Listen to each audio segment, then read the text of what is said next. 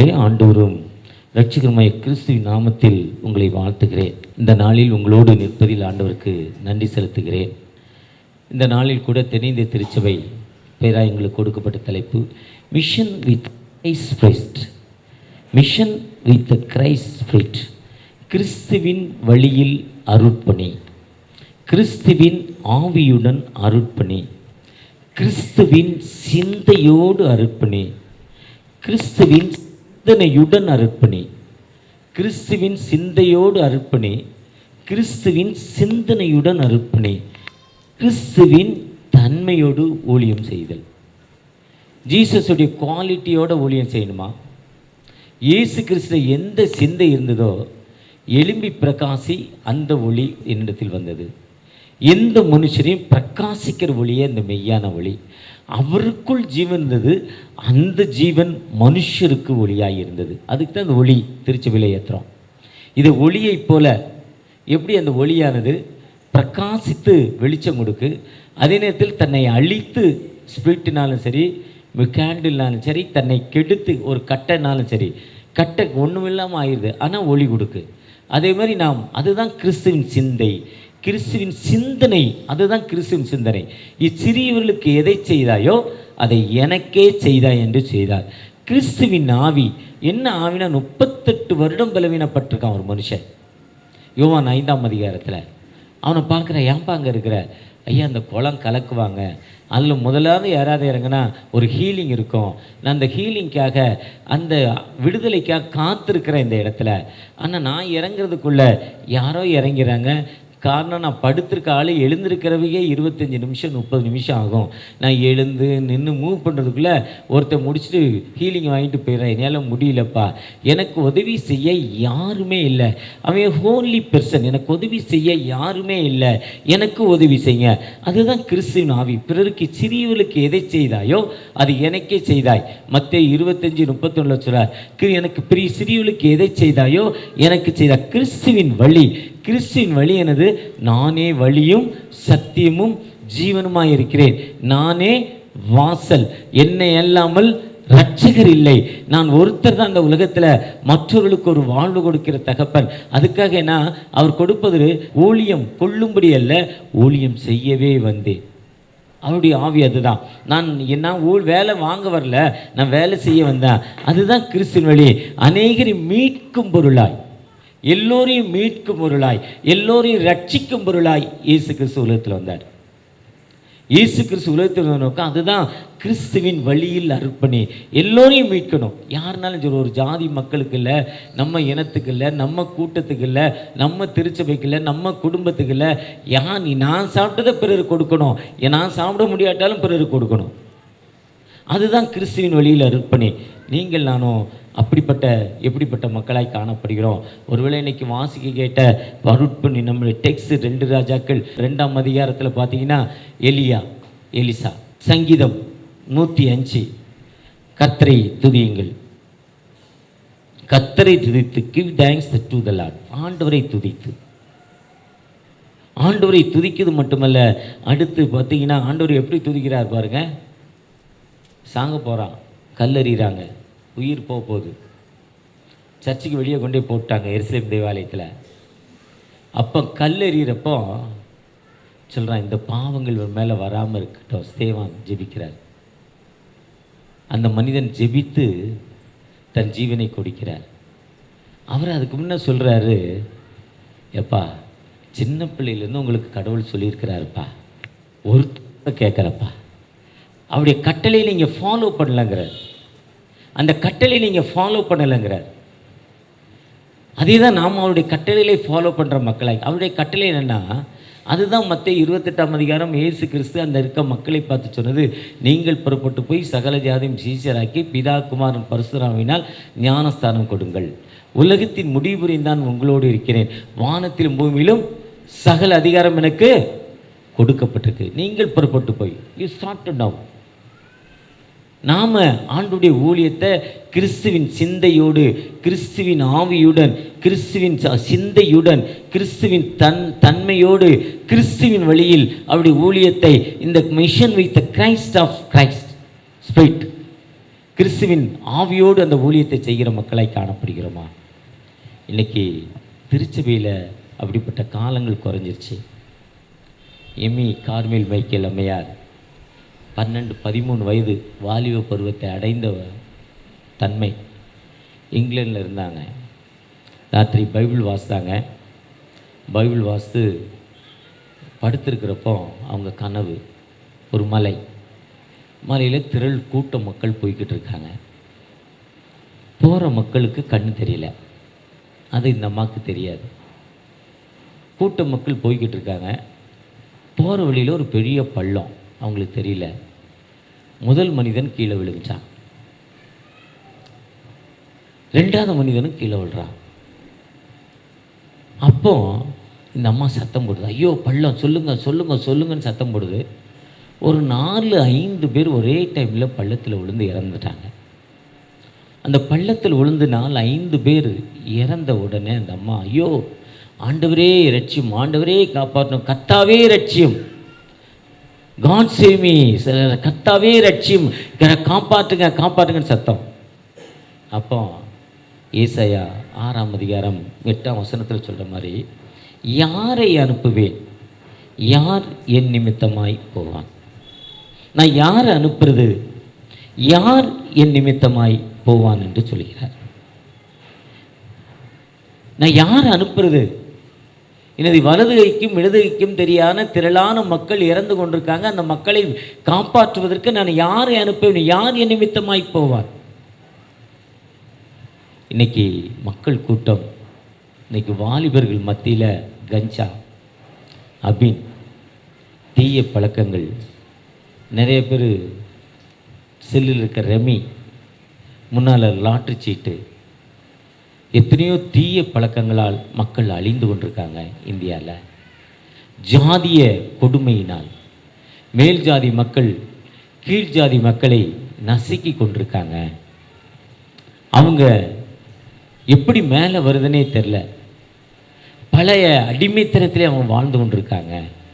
அந்த மக்களுக்கு யார் காஸ்பல் சொல்வது? நாம் பெற்ற இன்பத்தை யார்கிட்ட நான் சொல்லுவோம்? அதுதான் 1 யோவான் 1ஆம் அதிகாரத்தில் 3ஆம் வசனத்தில் சொல்கிறாரு, நீங்கள் கண்டும் நீங்கள் எங்களோட ஐக்கியம் உள்ளவர்களாய் இருந்து, நீங்கள் கண்டிருக்கீங்க, பார்த்துருக்கீங்க, கேட்டிருக்கீங்க, அதை நீங்கள் தான் உங்களுக்கு சொல்கிறேன். யாரெல்லாம் கஷ்டம் வேதனை மத்தேயு 8ஆம் அதிகாரத்தில் பார்த்தீங்கன்னா, அந்த குஷ்ரோகி ஊருக்குள்ளே வர முடியாது. இயேசுவை பார்த்த பொழுது, தாவீதின் குமாரனே எனக்கு இறங்கும், son of David please help me சத்தம் போடுறார். இப்போ உனக்கு என்னப்பா பண்ணணும், உனக்கு என்ன செய்யணும்? ஹீல் தானே, சரியா போச்சு போ. இதுதான் ஆண்டவர்கிட்ட நம்ம பார்த்துருக்குறோம், ஆண்டவர்கிட்ட கண்டிருக்கோம், கேட்டிருக்கோம். அப்படி அந்த கண்டதை கேட்டதை நாம் பிறருக்கு அறிவிக்கிற மக்களாய், பிறருக்கு அறிவிக்கிற மக்கள். எசேக்கியேல் 2ஆம் அதிகாரம் 4ஆம் வசனம் சொல்றார், நான் உன்னை அனுப்புகிறேன், ஐ சென்ட் யூ, நான் உன்னை அனுப்புகிறேன் சொல்றார். என் தேசத்தை அழிக்காதபடி திரைப்பிலே நிற்கத்தக்க ஒரு மனிதனை நான் தேடுகிறேன் என்று எசேக்கியேல் 22:30 சொல்றார். தேசத்தை அழிக்காதபடி திரைப்பிலே நிற்கத்தக்கதாக ஒரு மனிதனை நான் தேடுகிறேன் என்று சொல்கிறார். எசேக்கியேல் 38:7 நீ ஆயத்தப்படு, நீ ரெடி, நீ ப்ரிப்பேர் ஆகு, கோ, ஆண்டவருடைய வார்த்தை சொல்வதற்கு ரெடியாய் நீ போ, நான் உன்னோடு இருக்கிறேன் என்று சொல்கிறார். 1 ராஜாக்கள் 7ஆம் அதிகாரத்தில் 9ஆம் வசனம், இது நற்செய்தி அறிவிக்கிறான். தேசத்தில் என் மக்களுக்கு உணவில்லை, என் மக்கள் கண்ணீரான நிலைமையில் இருக்கிறாங்க, அந்த மக்களுக்கு உணவில்லை, அந்த மக்களுக்கு போய் காஸ்பல் சொல்ற நாள். அந்த 1 ராஜாக்கள் 7 நீங்க வாசித்தீங்கன்னா அதில் சொல்வார், என் மக்களுக்கு உணவில்லை, குஷ்ரோகிகள் 4 பேர், சோறு இல்லை, சிரியா தேசம் அந்த தேசத்தை மூடிட்டார், ரேஷனர் வரல, ஒன்றும் வரல, தண்ணி இல்லை, சாக போகிறாங்க. ஒரு பொம்பளை வந்து ராஜாட்ட சொல்லுது, இன்னைக்கு என் மகனை கொன்று சாப்பிடுவோம், நாளைக்கு உன் மகனை கொன்று சாப்பிடுவோம் ராஜாட்ட சொல்லுவார். ராஜா சட்டையெல்லாம் கிழிச்சுக்கிடுவார், இப்படிப்பட்ட நிலைமையில் கண்ணீரோடு இருக்கும் அந்த குஷ்ரோகிகள். வெளியே இங்கே இருந்தாலும் சாக போகிறோம், சோறு தண்ணி இல்லாமல், அங்கே போனால் வெட்டு குத்து போய் சாக போகிறோம், பரவாயில்ல, ஏதாவது ஒரு இடத்துல மரணம் ஒரு தடவை தான், சாகிறது ஒரு தடவை தான், 2 தடவை சாகவே முடியாது, அந்த ஒரு தடவை சாவி எங்கேயும் சரின்னு அவன் கிளம்பிட்டான். அங்கே போனால் ஒருத்தருமே இல்லை, நிறையா ஃபுட்டு இருக்குது, நிறையா சாப்பாடு இருக்குது, சாப்பிட்றான். ஒருத்தன் டேய் நம்ம மட்டும் சாப்பிட்றோம், என்னடா நியாயம், நம்ம மாமன் மச்சான் அண்ணா தம்பிலாம் பாடுறா சோறு இல்லாமல் இருக்கிறான், போய் சொல்லிடாத இந்த காஸ்பல் டே, இது நற்செய்தியும் அறிவிக்கினான். போய் சொன்னான். அதுதான் அந்த அம்மா அந்த பள்ளத்தில் விழுந்த மக்களை பார்த்து ஐயோ ஐயோங்கிறப்போ அவர் சொல்ல, திறப்பிலே நிற்கத்தக்க, தேசத்தை அழிக்காதபடி திறப்பிலே நிற்கத்தக்க ஒரு மனிதனை நான் தேடுகிறேன். இன்றைக்கி பீகாரில் ஒரு ஊருக்கு போனோடனே நம்ம ஊரில் தண்ணி கொடுக்குற மாதிரி இவங்க கோயிலில் கொடுக்குறாங்க. குஜராத், மத்திய பிரதேசம், ராஜஸ்தான் 3 ஸ்டேட்டும் சேர்ற பீலியனக்கள் மத்தியில் போனால் சாராயம் கொடுக்குறாங்க. இன்னும் நேபாளில் போனால் ஒரு கூட்ட மக்கள் மலையிலே வாழ்ந்து கொண்டிருக்காங்க. மலையில் வெளியவே வர்றதில்லை. அவங்களுக்கு பேர் மிஸ்டு பீப்புளாக, தொலைந்து போனவர்கள் என்று பெயர். எனக்கு செல்லு கையில் வந்தப்போ தான் மிஸ்டு பீப்புளே தெரியும். தொலைந்து போனவர்கள் என்று பெயர் அவங்களுக்கு. அப்படிப்பட்ட நிலைமையில் கண்ணீரோடு ஒரு சில மக்கள் வாழ்ந்து கொண்டிருக்காங்க. இன்னொரு மக்கள் ஜாதிய கொடுமையினால், மதத்தின் கொடுமையினால், எல்லா இடங்களுக்கும் எல்லா மனுஷனும் போக முடியாது, அப்படிப்பட்ட மக்கள் இருக்காங்க. அந்த மக்களுக்கு காஸ்பல் சொல்ல, அந்த மக்களுக்கு விடுதலை கொடுக்க நான் உன்னை அனுப்புகிறேன் என்று சொல்கிறார். I sent யூங்கிறார். அந்த அம்மாவை கூப்பிட்டு நீ போங்கிறார். அந்த அம்மா அங்கேருந்து முதல்ல ஜப்பான் போகுது. இங்கிலாந்துலேருந்து மினிஸ்ட்ரிக்கு, ஜப்பானில் ஃபெயிலியர். அந்த அம்மாவுக்கு திரும்ப சைனா போகுது. அந்த அம்மா சைனா போய் எல்லாரும் சொல்கிறாங்க, சைனா ட்ரெஸ்ஸை மாற்றிக்கோ, நீ இங்கிலாண்டு போடாத, ஆடை போடாத, ஒவ்வொரு ஊருக்கும் ஒரு ஆடை நாகரிகம் இருக்குதுன்னு சொல்கிறப்ப அந்த அம்மா கேட்கல. அப்போ அந்த அம்மா கூட யாருமே சேரலை. ஒரு முடியாத ஒரு அம்மாவுக்கு ஜெபம் பண்ணுற போகிறப்ப அந்த அம்மா சொல்கிறாங்க, இவர் இங்கிலாந்து, நீ ஜெபம் பண்ணாத, என்கிட்ட வராத, தள்ளி பொங்குது அந்த சைனா அம்மா. உடனே அந்த அம்மா சைனா ட்ரெஸ்ஸை மாற்றிக்கிட்டு அதுக்கு ஒரு ஊழியம் செய்து அங்கேயும் அந்த அம்மாவுக்கு ஃபெயிலியரு. திரும்ப அந்த அம்மா திரும்பவும் இங்கிலாந்து வந்துடுது.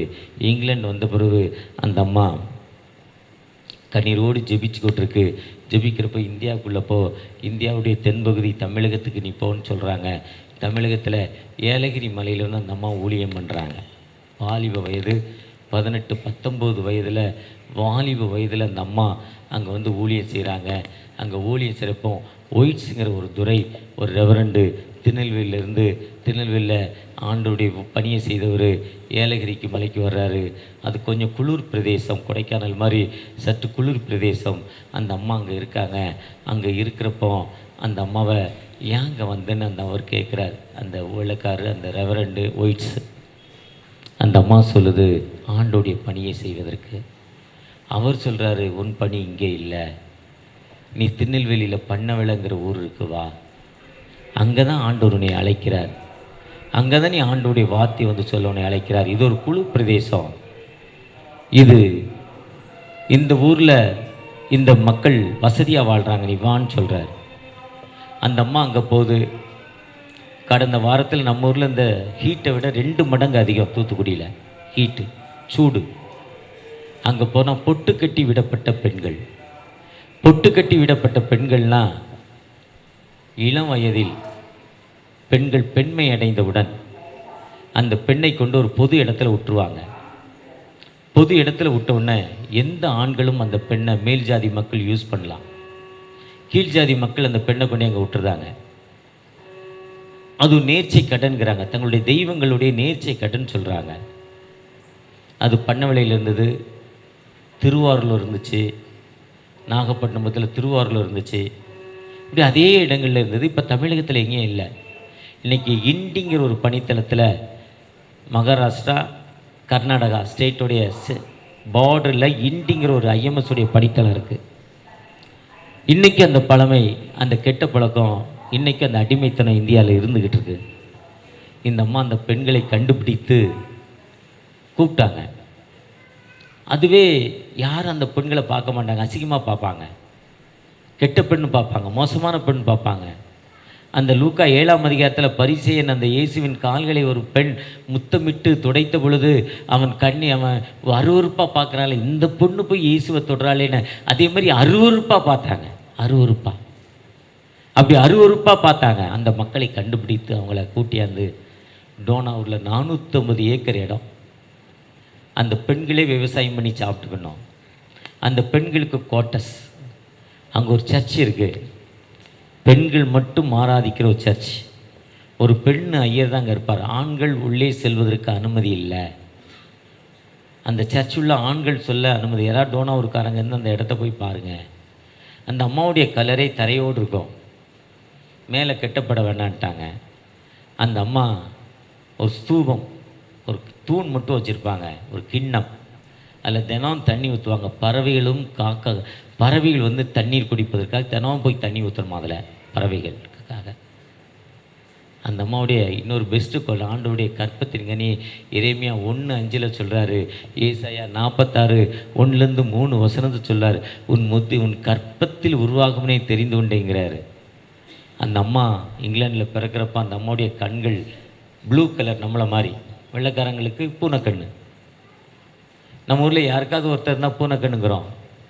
அதேமாதிரி அந்த ஊருக்காரன் இந்த அம்மா கண்ணை கிண்டல் பண்ணான். அந்த அம்மா சின்ன வயசுலேருந்து ஜோம் பண்ணிச்சு, அந்த கண்ணை மாற்றுங்க, எல்லோரும் என்னை கிண்டல் பண்ணுறாங்கன்னு. ஆனால் இந்தியாவுக்கு வந்தப்பறம் தான், இந்திய மக்களுடைய பிரஜையாக நான் மாறுவதற்காக நீங்கள் கிருபை செய்தீங்கன்னு 40 ஆண்டுகள் ஊழியம் செய்தாங்க. 20 ஆண்டுகள் கழித்து அந்த அம்மாவுக்கு ஃபைனல் காலில் ப்ராப்ளம், கீழே விழுந்து ஃபைனல் காலில் முதுகெலும்பு உடஞ்சி போச்சு, எழுந்து நடக்க முடியாது, படுத்துக்கிட்டே ஊழியம் பண்ணாங்களாம்.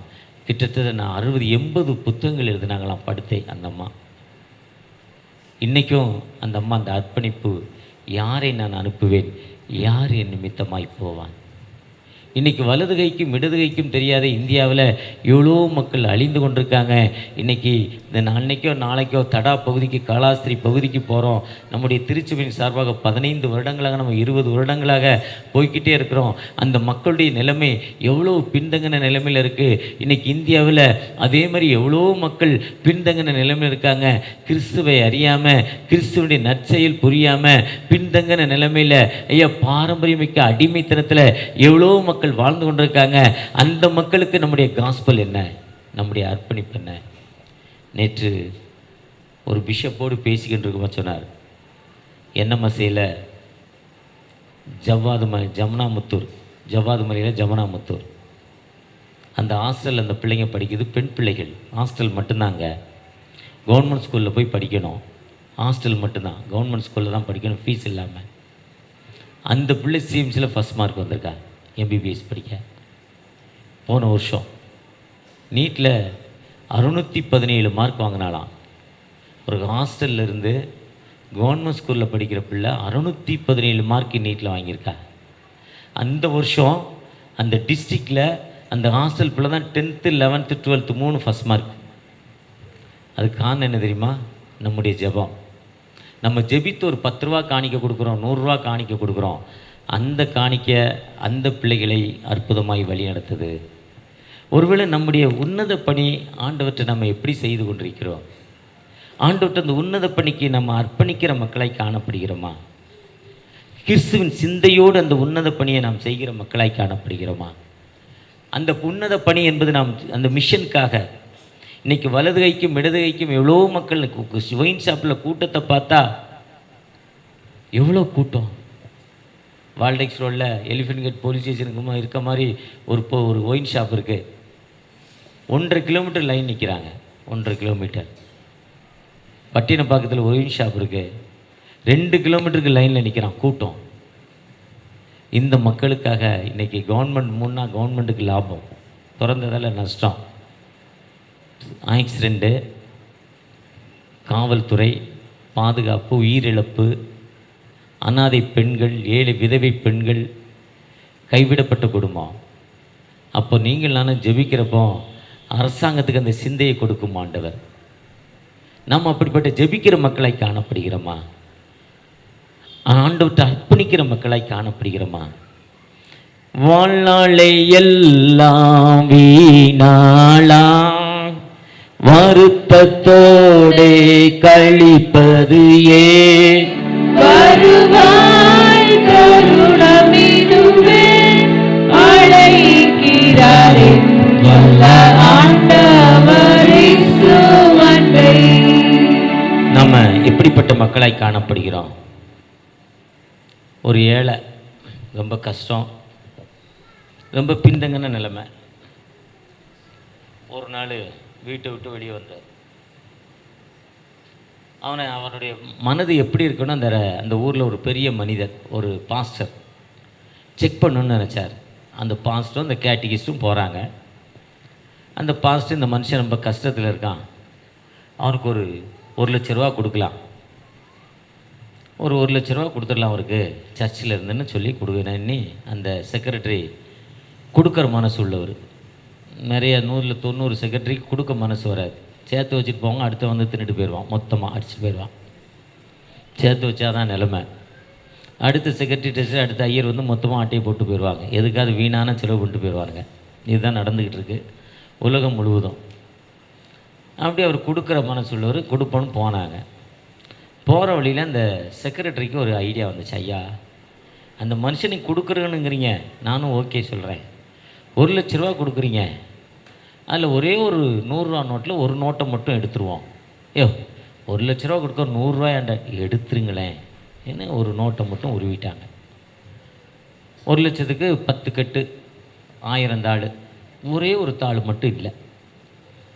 அவன் ராத்திரி கதவை திறந்து தூங்கிட்டு காலையில் வந்து கதவை திறந்தால் வீட்டுக்கு முன்னால் ஒரு மூட்டை இருக்குது, ஒரு பை இருக்குது. அந்த பையை பிரித்து பார்க்குறான், பணம் இருக்குது. இது தூரமாக அவங்க இருந்து கவனிச்சிக்கிட்டே இருக்காங்க 2 பேரும். ஏதோ பையன்னு பிரித்து பார்க்குறான், உள்ள பார்த்தா பணம். பணத்தை பார்த்தோன்னு சுற்றி சுற்றி பார்க்குறான், யாரா வச்சா யார் வச்சா, சுற்றி சுற்றி பார்க்க யாருமே இல்லை.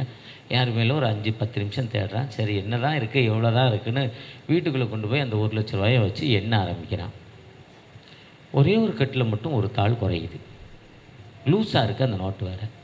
அப்போ எப்படியோ சிந்திருக்க அந்த 100 நோட்டுன்னு இந்த இப்போ 100 ரூபாயை 1,00,000 100 ரூபாயை விட்டுட்டு 99,990 வச்சுட்டு வெளியே தேடுறான். 100 ரூபாயை சுற்றி சுற்றி தேடுறான், வீட்டை சுற்றி சுற்றி தேடுறான். யார் எடுத்தாங்கன்னு தெரியல. இந்த ஒரு நோட்டுக்கும் மட்டும் குறையா இருக்குது, அதை யார் எடுத்தாங்கன்னு தெரியலேன்னு அவன் சுற்றி சுற்றி சுற்றி தேடிக்கிட்டே இருக்கான். ரொம்ப நேரம் தேடுறான். காலையில் 7 மணிக்கு தேட ஆரம்பித்தான். காலையில் பல்லு விளக்கல, டீ குடிக்கல, சாப்பிடலை, மத்தியானம் சாப்பிடலை, மத்தியானம் வரையும் தேடுறான். அப்போ தான் அந்த செக்ரட்டரி ஐயர்கிட்ட சொன்னார், பார்த்தீங்களா ஓசியில் 1,00,000 100 ரூபா மட்டும் தான் குறைஞ்சிது, அதை கூட அவனால் என்ன பண்ண முடியல, விட முடியல. இதுதாங்க மனுஷன். நமக்கு ஒன்றுமே இல்லாமல் இருந்த நமக்கு ஆண்டவர் எவ்வளவோ வாழ்வை கொடுத்திருக்கிறார். வாழ்வை பெற்றுக்கொண்ட நீங்கள் நானும் ஆண்டவருக்கு எண்ணத்தை கொடுக்கிற மக்களாய் காணப்படுகிறோம். சங்கீதம் 105 வாசிங்கன்னா, கர்த்தரை துதித்து அப்படி நாமத்தை பிரஸ்தாபம் பண்ணுங்கன்னு சொல்றார். Give thanks to the Lord. ஆண்டவரை நம்ம துதிக்கிறோம், ஆண்டவரை நம்ம துதிக்கிறோம். ஒருவேளை இன்னைக்கு ஞானஸ்நானம் எடுத்த மக்கள் உண்மையாக இயேசுவை பிடித்து கொண்டால் அவங்களுடைய வாழ்வு எப்படிப்பட்ட வாழ்வாய் காணப்படும்? கடந்த நாட்களில் மகாராஷ்டிரா மாவட்டத்தில் சந்திரபூருக்கு நானும் என் துணைவியாரும் கடந்து போயிருந்தோம். அங்கே ஞானஸ்நானம் எடுக்க 5 பெண்கள் சொல்கிறாங்க, ஒரு அம்மா சொல்கிறாங்க, வாழ்க்கையில் எவ்வளோ கஷ்டம், எங்கெங்கேயோ போனோம், ஆனால் எங்கேயுமே இல்லை. இந்த மிஷன் இயேசுவை ஏற்றுக்கொண்ட பொழுது எனக்கு ஆண்டவர் வாழ்வு கொடுத்தாருன்னு அந்த சந்திரபூரில் அந்த அம்மா சாட்சி சொல்கிறாங்க. அதுதான் நீங்கள் நானும் ஆண்டவரை ஏற்றுக்கொள்ளும்னு நீங்கள் நானும் எப்படிப்பட்ட ஒரு அடிமைத்தனமான வாழ்வு இருந்தோம், அந்த வாழ்வை பெற்றுக்கொண்ட நீங்கள் நானும் ஆண்டவருக்கு எப்படிப்பட்ட மக்களாய் காணப்படுகிறோம். அதான் give thanks to the Lord. ஆண்டவருக்கு கர்த்தரை துதித்து அப்படி நாமத்தை பிரஸ்தாபம் பண்ணுங்கள். 105:2 சொல்லார், சிங்கிங் டு த லார்ட். ஆண்டவரை துதியுங்கள். கர்த்தரை துதிப்பதே எனக்கு நல்லது. நம்ம ஆண்டவரை எப்பொழுதுமே பிரைஸ் பண்ற லாடா கடவுளா இருக்கிறோமா? என்னுடைய வியாதி, என்னுடைய கடன் பிரச்சனை, மன அமைதி இல்லாத நிலைமை, என்னுடைய பிசாசின் கட்டுகள், வறுமை, இத்தனை கஷ்டங்கள்ல இருந்தேன், எனக்கு விடுதலை கொடுத்த ஆண்டவரை எப்பவுமே துதிக்கிற மக்களாய் காணப்படுகிறோமா? சங்கீதம் 105:3 சொல்லார், பரிசுத்த நாமத்தை மேன்மைப்படுத்துங்கள். glory to his holy nameங்கிறார். அவருடைய நாமத்தை நாம் பிரஸ்தாபம் பண்ணுகிற மக்களாய், அவருடைய பரிசுத்த நாமத்தை பிரஸ்தாபம் பண்ணுகிற மக்களாய் காணப்படுகிறோமா? 105 அடுத்து 6வது வசனம், அவர் செய்த அற்புதம், ஒண்டர்ஸ், அதிசயங்களை ஆண்டவருக்கு நாம் சொல்லுகிற மக்களாய் காணப்படுகிறோமா? அவர் எனக்கு எப்படி அற்புதம் செஞ்சாரு, ஆண்டவர் எனக்கு எப்படிப்பட்ட ஒரு அற்புதம் தந்தாரு, எனக்கு எப்படிப்பட்ட ஒரு விடுதலை தந்தார், அந்த விடுதலையை நாம் சொல்கிற மக்களாய் காணப்படுகிறோமா? ஒருவேளை அதுதான் ஆண்டவரை நாம் துதிக்கும் பணி. ஒருவேளை ஆண்டவரை துதிப்பதற்காக அந்த மிஷன், அந்த பாஸ்டர், அந்த சர்ச்சு, அந்த மீட்டிங் இன்றைக்கி அருமையான அன்பு சகோதர மோகனனுடைய மீட்டிங் திரள் கூட்டம் தீவுத்திடலில். அங்கே எங்கே போனாலும் நாம் உண்மையாக துதிச்சாதான் அங்கே இன்றைக்கி 10 லட்சம் பேர் வர்றாங்க. ஒரு 15 பேருக்கு ஹீலிங் நிச்சயமாக கிடைக்கும். 20 பேருக்கு நிச்சயமாக ஒரு ஹீலிங் கிடைக்கும். இல்லை ஒரு 50 பேருக்கு கிடைக்கும். யார் உண்மையாக துதிச்சாங்களோ அவங்களுக்கு மட்டும்தான் அது. அங்கே போகணுங்கிறதுல உங்கள் வீட்டில் இருந்தாலும் கிடைக்கும், சர்ச்சில் இருந்தாலும் கிடைக்கும், எங்கே இருந்தாலும் கிடைக்கும். ஒருவேளை அந்த சர்ச்சுக்கு போனால் நேரே பரலோகத்துக்கு அவரே பரலோகத்துக்கு போக போகிறார், நம்மளே எங்கே கூப்பிட்டு போவார் அவர். அதுதான் உண்மை. அவரே போக முடியாது. அவரே ஹீலிங் அவருக்கே இல்லை, அவருக்கே வியாதி கஷ்டம். ஆனால் உண்மையாக நாம் நினைத்து வந்த பாதையை நினச்சி ஆண்டவர்கிட்ட துதிக்கிறப்போ சொல்ல, வானத்திலும் பூமியிலும் சகல அதிகாரம் எனக்கு கொடுக்கப்பட்டிருக்கு. அதான் அதிகாரம் அவர்கிட்ட இருக்கு, அத்தாரிட்டி, பவர். மோசேட்ட சொன்னார், மந்தனாக்கு திக்குவாயி, உமக்கு விருப்பமான எவனையாவது அனுப்பி போயா, நான் போக முடியாது.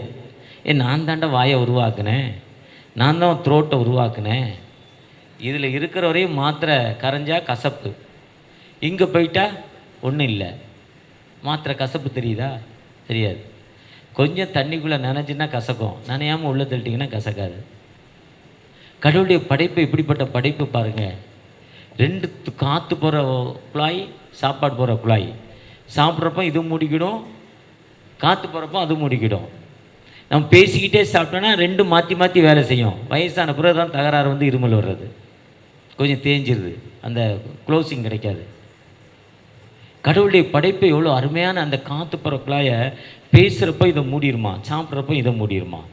அதுதான் சாப்பிட்றப்ப பேசக்கூடாதுன்னுவாங்க. அது வேகமாக சின்ன வயசில் வேலை செய்யும். என்னை மாதிரி 65 வயசு அனுப்புறது இது என்ன பண்ணது, வேலை செய்ய மாட்டேது. அதான் இருமல் வந்துடுது, விக்கல் வந்துடுது. கடவுளுடைய படைப்பு இப்படிப்பட்ட படைப்பு பாருங்கள். அந்த படைப்புகிட்ட கேட்குறப்ப நம்முடைய பிரச்சனைகளை சொல்லி, நம்முடைய வேதனைகளை சொல்லி ஆண்டவர்கிட்ட போகிறப்போ ஆண்டவர் விடுதலை கொடுப்பார். அதுதான் அந்த மிரக்கல். ஆண்டவருடைய அற்புதம் வேணும்னா அந்த எலியா, நான் கில்காலுக்கு போகிறேன், கூட வந்துடுறேன், எரிக போகிறேன் வந்துடுறேன், பெத்தேல் போகிறேன் வந்துடுறேன். ஆனால் விடாப்பிடியா யோர்தானுக்கு போனார். இயேசு கிறிஸ்து ஞானஸ்தானம் எடுத்த இடத்துல, இவர் என்னுடைய நேசகுமாரன், இவரில் நான் பிரியமாக இருக்கிற ஒரு சத்தம் கேட்டு, அந்த சத்தம் கேட்ட யோர்தானில் போய் அந்த நதிக்குள்ளே நிற்கிறப்போ, தன் தகப்பனே பார்க்குறப்போ, தன்னுடைய குருவே பார்க்குறப்போ ஒரு விடுதலை கிடைச்சது. அப்போ கூட இத்தனை இடத்துக்கு வந்த நீ, பெத்தேல் வந்த, கில்கால் வந்த, எருகே வந்த, யோர்தான் வந்த, கிடைக்காது. ஆனால் நான் பரத்துக்கு எடுத்துக்கொள்கிறப்போ நீ என்னை பார்த்தால் ஒழிய உனக்கு ஒன்றும் கிடைக்காதுங்கிறாரு. அதே மாதிரி ஒரு பார்த்துக்கிட்டு இருப்போம், ரதமும் அக்னிமயமான குதிரைகளும் வந்து 2 பேரையும் பிரிக்குது. அப்போ எலியாவை தூக்குது அந்த அக்னி. மேலே போறப்போ அந்த எலிசா விடாப்பிடியா, என் தகப்பனே, என் தகப்பனே, என் குருவே, ஏன் என்னை விட்டு போறீங்கன்னு விடாப்பிடி அவரை பார்த்தாரு. அவரை நோக்கி பார்க்கிறப்போ ஒரு அற்புதம், ஒரு ஹீலிங். அந்த ஹீலிங் இருக்கப்ப இவற்றை இருந்த துணியை 2ஆ கிழிக்கிறாரு, துண்டா சுத்துறாரு, யோர்தானின் தண்ணி அடிக்கிறார். வேர் இஸ் எலியாஸ் காட், எலியாவின் தேவன் எங்கேங்கிற ஒரு அடி அடிக்கிறப்போ அந்த யோர்தான் நதி, அவருக்கு கடந்து போக வேண்டிய யோர்தான் நதி பிரிக்கப்படுகிறது. இதே ஹீலிங் தான் வாழ்க்கையில ஆண்டவரை நோக்கி பார்க்கிறப்போ நமக்கு விரோதமாய் உருவாக்கப்படும் செய்வினை கட்டுகள், நமக்கு விரோதமாய் உருவாக்கப்படும் துன்பங்கள், தொல்லைகள், இத்தனையிலிருந்து ஆண்டவர் ஒரு விடுதலை தரும் ஆண்டவர். நம்ம ஆண்டவரை நோக்கி மட்டும் பார்க்கணும். என்னை நோக்கி பாருங்கிறாரு. ஆண்டவரை நோக்கி பார்க்கிறப்போ ஒரு விடுதலை தரும் ஒரு ஜீவனுள்ள ஆண்டவர் நம்மோடு கடந்து வந்திருக்கிறார். அவரை நோக்கி பார்த்த முகங்கள் ஒரு காலம் வெட்கப்பட்டு போனதில்லை. நம்ம ஆண்டவரை மட்டும் நோக்கி பார்க்கிற மக்களாய் காணப்படுகிறோமா? ஆண்டவரை மட்டும் நோக்கி பார்க்கிறது மட்டுமல்ல, பெற்ற அற்புதத்தை பிறருக்கு சொல்லணும். வேலை செய்கிற இடத்துல, பஸ்ஸில் போகிறப்போ, ட்ரெயினில் போகிறப்போ, வீட்டில் படுத்திருக்கிறப்ப யாரும் ஞாபகம் வந்து அவங்கள போய் பார்த்து ஆண்டவர் உங்களுக்கு அற்புதம் செய்கிறார். உங்களுக்கு செய்த ஹீலிங்கை, உங்களுக்கு செய்த மிரக்கல்ஸ், ஒண்டர்ஸ் ஆண்டவர்கிட்ட அவங்ககிட்ட சொல்லுங்கள். அற்புதத்தை போய் சொல்லுங்கள். அப்படி சொல்கிறப்போ ஆண்டவர் வாழ்வு கொடுக்கும் ஆண்டவர், ஆண்டவர் விடுதலை கொடுக்கும் ஆண்டவர், ஆண்டவர் உயர்த்தும் ஆண்டவர். அந்த ஆண்டவர் நம்மோடு கடந்து வந்திருக்கிறார். அந்த ஆண்டவருடைய spirit mission with Christ first, அந்த ஆண்டவருடைய ஆவி நம்மோடு இருக்கிறப்போ எல்லா நிலையிலும் ஆண்டவர் நம்மை ஆசீர்வதிக்கும் ஆண்டவர். அந்த ஆண்டவரை நோக்கி பார்ப்போமா? அன்பின் தகப்பனே, ஒரு விசை கூட எங்களோடு வாங்கப்பா. உம்முடைய பிரசனை எங்களோடு வரட்டும் தகப்பனே. உம்முடைய கிருபை எங்களோடு வரட்டும்பா. உம்முடைய இரக்கம் எங்களோடு வரட்டும் தகப்பனே. எத்தனையோ வேதனை, எத்தனையோ துன்பங்கள் மத்தியில், கண்ணீரின் மத்தியில் வந்திருக்கிறோம் தகப்பனே. ஒரு விசை கூட என்னை ஆசீர்வதிங்க, என்னை ஆசீர்வதிங்க தகப்பனே என்று அவரை நோக்கி பார்ப்போமா. வாதை நோய் துன்பம் மாற்றி அனந்த ஓதரும் தையை செய்துயி தந்த, வாதை நோய் துன்பம் மாற்றி அனந்த ஆத்துமாவே என் மழவெள்ளமே உன் ஆண்டவரை தொழுவேற்று நாள் வரை அன்புவை காதலித்த உன் ஆண்டவரை தொழுவேற்று. ஆம் தகப்பனே, உம்மை நோக்கி பார்க்கிறோம், உம்முடைய கிருபைக்காக காத்திருக்கிறோம். எத்தனையோ துன்பங்கள், மரண பள்ளத்தாக்கு நான் ஏன் வாழணுங்கிற கண்ணீரோடு வந்திருக்கிற அந்த பிள்ளைகளுக்குப்பா, மன அமைதி இல்லாமல் குடும்பத்தில் கஷ்டம், வேதனை, துன்பத்தில் இருக்க அந்த பிள்ளைகளுக்காகப்பா, பிரச்சனை, துன்பங்கள் மத்தியிருக்க அந்த பிள்ளைகளுக்கு, குடும்பத்தில் எத்தனை இழப்புகள், எத்தனை வேதனைகள், எத்தனை துன்பங்கள் மத்தியில் இருந்த எங்களுக்கு ஒரு விடுதலைப்பா தரமாட்டீங்களா? ஏக்கத்தோடு வந்திருக்கிற அந்த பிள்ளைகளுக்கு உங்களுடைய பிரச்சனை இருக்கட்டுமாப்பா, உங்களுடைய வழிநடத்தல் இருக்கட்டும், உங்களுடைய கிருபை இருக்கட்டும்பா. உண்மை நோக்கி பார்த்த முகங்கள் ஒரு காலம் விற்கப்பட்டு போனதில்லை. நாங்கள் உண்மை நோக்கி பார்க்குறோம். உங்களுடைய பிரச்சனை எங்களோடு இருக்கட்டும். மீட்பர் இயேசு மூலம் ஜெப கேளும் அன்பின் தகப்பனே, ஆமென். அறுவடை மிகுதியாலோ இல்லை, அன்பரின் கதறல்